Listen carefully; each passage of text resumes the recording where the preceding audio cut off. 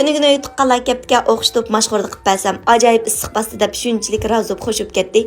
Mushundaq aytiyaz mezgili ichimiz quruqdab ketgan vaqtlarda quvvatli bo'lgan mashg'ullik qilishni o'rganib oling. Buni qanday qatdimki, qaynamiz birlikda o'rganaylik. Yultuz yurak belgilarini besib saqlab olishni unutganman keyin izlagan topamay qolsiz. Avval videoda ko'rsatgan bo'yicha quruq go'shtni muvofiq miqdorda to'g'rab tayyorlab olamiz.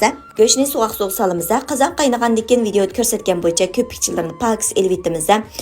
Diqqat qilinglar, ko'pikchilarni cho'qim paks elib etinglar, bo'lmasa oshning suyi bek chapoq chiqib qoldi. Undan keyin chamg'ur, sabza videoda ko'rsatgan bo'yicha piyozlarni ushoq to'g'rab olamiz. Bularni bir qozon savatgandan keyin mashni solamiz. Mash bilan noqutni bir kun avval suvchilab qo'yib, undan keyin salsaq noyit tezarlatib pishib ketadi.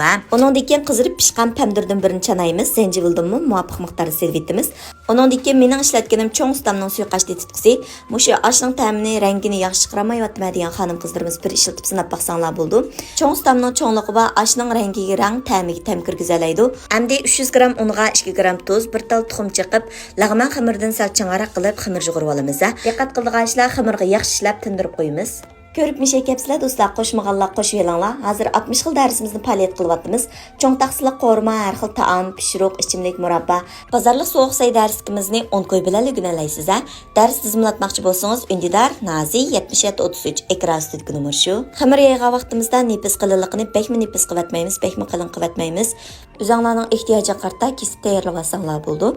Çöpni qozonga silib 3 minut qaynatib süzüp elib olamiz. Sho'rpalarimizni qaynab shunchalik quvvatli bo'lib ketibdi. Go'sht og'zingizga kirib bo'lg'ich erib ketgandek shunchalik yumshoq pishibdi. Cho'nglar shunchalik yoqtirib ichib ketdi. Ko'rib qochib ketganlarni chidamasdaymiz-ku. Inkas rayniga siz gullaringlarni avatib meni rag'batlantirishni unutib qolmanglar. Qo'llag'ininglarga rahmat.